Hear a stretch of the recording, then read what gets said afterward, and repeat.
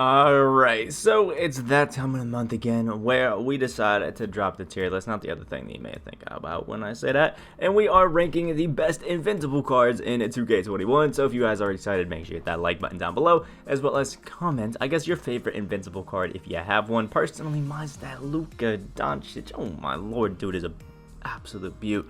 It's actually been pretty fun running him. And make sure you guys hit that subscribe button if you're new. We are very close to hitting 9.6k subs, and obviously are on that road to 10k. So seriously, would mean a lot if you could just go down there and hit that subscribe and that like button. So obviously in this, there's only I think about 16 or 17 Invincible cards in the game right now, but I just wanted to get ahead and start ranking them because you know what? Why not? We've been getting about a new one a week. So it's only going to have like one later on in the week. It's not going to be too bad. So we have a top tier cards section. I think I have 5 in here that I just think are the top tier, the best of the best. We got the damn demons tier. These guys are obviously going to be absolutely amazing, with the pretty damn solid, where you know, if you pick them up, I think they're going to be solid additions to your team, but they're not going to be, you know, absolutely insane. We have these solid pickups where they're like, yeah, they're good. You know, you could pick them up if you want an Invincible card, but nothing too crazy. And then we have the hidden pink diamond tier, which is only one, and I'll show you who it is right now in Invincible Allen Iverson, which should not surprise anybody. Just obviously the worst one in the game. You know, I love Allen Iverson. He's one of my favorite players of all time, but let's be honest, yeah, this one just ain't it, man. He's just not it in 2K, especially now with how many out of position point guards we have that are absolutely running the game. Just really not too much reason to run them. Now we have our solid pickup tier, with the first entry being Tim Duncan's Invincible card. And this one, because obviously we're dealing with all 99 stat cards, it's going to be pretty easy to explain why I think I prefer certain cards over other ones. We have Tim Duncan, who's got the Tim Duncan release. Even on very quick, it's just not very good. Let's be honest, it's stupid slow. He just does have the Pro 3 behind the back, which is cool. 7'2" wingspan, but I'm going to be honest with, I think the thing that 2K is not realizing is that we don't want the Pro 2 escape, like the, you know, Curry sliding escape, if they can't actually do it, because it just doesn't give us anything. If they can't do it, please give us Pro 3 or something like that. And I think for a lot of cards, it kind of hurts them, and it's Tim Duncan, I think, is one of them. I would just like a Pro 3, get cheesy, like, you know, Wilt Chamberlain or something like that. I think it'd be fun. But defensively and that sort of stuff, he's absolutely insane, so I think it'd be fun. But that jumper being as slow as it is, just, it's not a dub. Next up is Invincible James Harden, who I'm not really a fan of. I mean, I've gone against him a few times, and I'm absolutely pieced him each time. This Harden does have good defense, but he just doesn't actually play good defense, which is weird. His jumper is definitely baited. It is definitely slow. Even on very quick, I don't think it's that amazing. It's just, I don't know. I'm not too excited about this Harden card. He's just not somebody that I'm really feeling. If you like Harden, you can have some fun with him, and he's a solid pickup. But I think across the board with Invincibles, there's definitely a lot of other guys I'd pick at the 2 or even the 1. And last but not least is the big ticket, Kevin Garnett, who is a fun card. Got that set shot 14 on very quick, which I do like, and he actually can Curry slide on next gen, which is pretty cool, but I just don't think that he's that amazing. To be honest, there's a lot of guys who can play the power forward center right now in Invincible, especially some ones that we're about to get, and you know, Kevin Garnett's kind of lower on my list if I'm being honest, personally. Next up, we do have our pretty damn solid tier, who's starting off with the big O himself, Oscar Robertson, the card who low-key every time he comes out is one of the highest total stat cards in the game when he drops, and obviously this is no different because it's an Invincible card. Has every single badge in the game almost, which is just absolutely wild. On next gen, he's only missing Rise Up and Brick Wall. This is more of a next gen card with Hall of Fame blinders, so sorry to anybody on current. A little tough, but Oscar Robertson's jumper on very quick is also one of the easiest to green in the game, in my opinion. I just absolutely love it. He's got some of the best dribbling moves.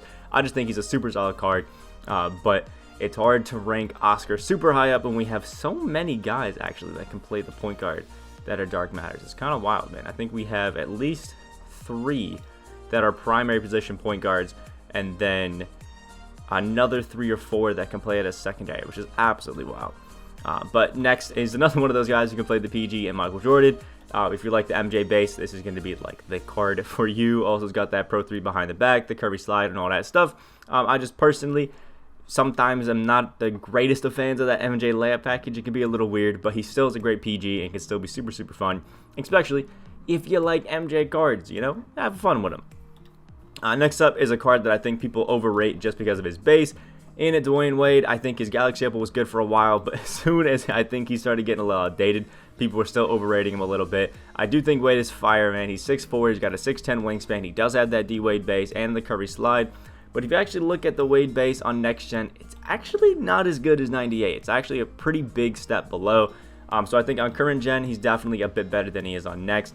So you could have fun with him. But again, there's so many guys that are out of position point guards that I think play better than Wade, as well as these are the two guys that I had to put them in only the pretty damn solid tier. Like, they're good, they're fun, they can be great cards, but I think in the grand scheme of things, there's still better point guards that aren't invincibles. As well, I think for most of these guys, actually, I think just because they're invincibles doesn't mean they're amazing. Next up is the wonderful Invincible Dwight Howard that we actually just got, who is a pretty fire card. It's pretty fun, I'm not going to lie. But that Dwight Howard jumper, it's awkward, man. It is awkward. It's weird. But it's another case of they gave him the Curry slide when he didn't need it, man. Just give him like Pro 3 for his escape package. I think that's just so much better. He does have the Pro 3 behind the back, which is cool. And as you would expect with Dwight Howard, being a 6'11 guy with a 7'4 wingspan is great, especially as a power forward. I think he's super fun, but I do think there are guys that play the center position a little bit better, especially even at the Invincible tier. Next up is the wonderful Invincible Blake Griffin, who I know you don't have access to yet, but we can see what he's going to look like. And I mean, he's invincible, so you kind of know what it's going to be going. He's 6'10", with a 6'11" wingspan, and actually has a secondary position point guard, which I don't recommend you actually run him at, because in order to get Blake, you need to already have Luka, who's significantly better as a point guard. So I think you just do that.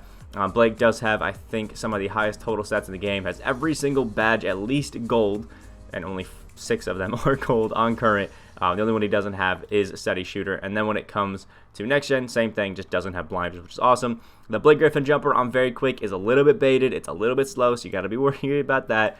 And he is just 6 pounds too heavy, 2 Curry slide as well on next gen, which is pretty tough. But Pro 3 behind the back is going to be good. And I think as a power forward is going to be a pretty solid option. Just at a point guard, no reason to use him when you already have Luka. Like, it doesn't make sense, really, if you think about it. Next up, we do have the Damn Demon tier, which is starting off with Moses Malone, another card who, again, we don't have access to yet, but let's be honest, we can already see the stats. We know how he's going to play. His Galaxy Opal was absolutely amazing when he came out, and this Invincible is going to be just as good, man. It has basically 99 every single stat, like an Invincible would. Still has jump shot 31 on very quick, same jumper as Jared Allen, Sadiq Bey, JaVale McGee, Michael Carter-Williams, Eddie Johnson, Kevin Johnson, if you've used any of them. Can Curry slide with the shifty dribble style, and he is light enough to be able to do it on next gen, so it's absolutely amazing. Can Pro 3 behind the back and long athlete layup package, all that wonderful stuff. And I think he's as close to Bill Russell, who's in top tier cards, don't want to spoil it, but he is up there, as you can get. It's going to be awesome, it's going to be fun, and I think if you're going to go ahead and get one of the free Dark Matters, other than Luka Doncic, you should focus on Moses. Next up is the wonderful, the beautiful Magic Johnson, who is absolutely gorgeous, man. Magic Johnson is always one of the best cards. I kind of hate the fact that he's got that center secondary position. I think even small forward would be awesome, but I mean, it's Magic. 6'9" PG, does have a pretty terrible release, but has the best dribbling animation of the game every single year. Just fun, cheesy, and he's a great point guard, as you would expect. But I will say, if you want to use this Invincible Magic and not overpay for it, just pick up the Dark Matter. They're literally the same thing. And last but not least is going to be the man, the myth, the legend, Kobe Bryant up there. I mean, come on. 6'6" shooting guy, 6'11" wingspan, all the best dribbling animations, which is absolutely amazing. Besides Pro 5 moving cross, not amazing. But Kobe Bryant jumper on very quick. I'm not going to lie. I seriously think it's like a top 5 to 10 jumper in the game. Seriously, especially on next gen. It just feels amazing. It feels smooth, and it's that jumper, man. I absolutely love it. Plus, I'm a Kobe fan, so I'm a little bit biased, but I think this, I don't think anything below Baby Demon tier, or Damn Demon tier, is worth it on this Kobe. This dude is amazing. And last but not least, we do have our top tier cards section, which is starting off with man himself, Luka Doncic. I mean, you couldn't expect anything else. This Luka is seriously one of the best cards that I have ever used in a 2K game. It is absolutely insane. He's 6'7", has that 6'8" wingspan. He can obviously Curry slide. Does have the Pro one behind the back, which isn't great. Shifty dribble style, and the Dante XM base on very quick, which is one of the best jumpers in the game because it's so easy to time.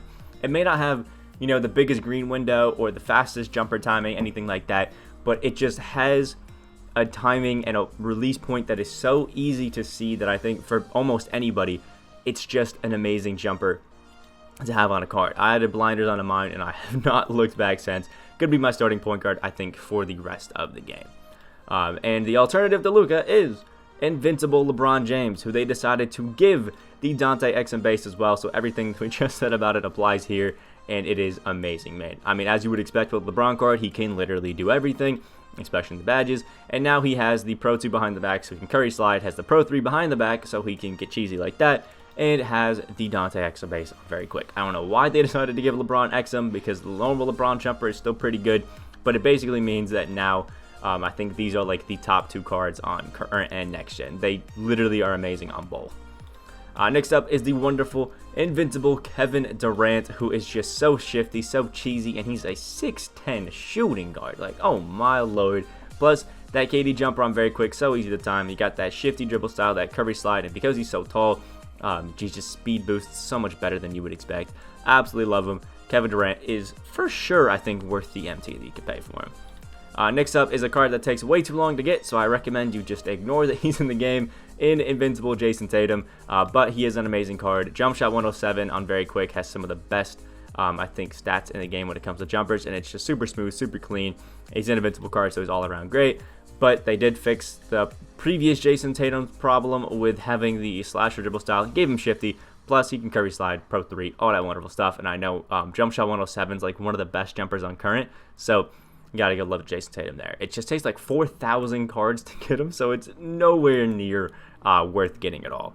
And last but not least is going to be Bill Russell, who is still, in my opinion, one of the best cards in the game. And honestly, I think may be one of the best power forwards still in the game. I mean, he is just absolutely insane. I mean, who's the other, I think, competition for him, like being the best power forward, is maybe like Thon Maker, Throw Bailey, Antoine Jameson, like those kind of guys. Maybe Horace Grant are all in competition with it, but my personal favorite still is going to be the wonderful, the beautiful Bill Russell, because he does have the Ray Allen base, which, if you hear my cat meowing, I apologize, which is the fastest release in the entire game, which is amazing, and Bill Russell just has a way of doing literally everything perfectly well, and his defense is supreme, so it's absolutely amazing. Personally, still one of my favorite cards in the entire game, but Luka has kind of stolen that. And my cat's still meowing, I apologize. But if you did enjoy the video, let me know what you guys think about the tier list and all that in the comment section below. Like the video, again, if you did enjoy and all that wonderful stuff, and hit that subscribe button and all that. I think the Invincible cards are a pretty cool idea, like the GOATs last year, and the card art's pretty sexy, so I gotta give them ups for that. But that's where I got for it. Hopefully we get more Invincibles, and we can have a more thorough list next month. But hope you have a great rest of your day, and I will see you in the next video.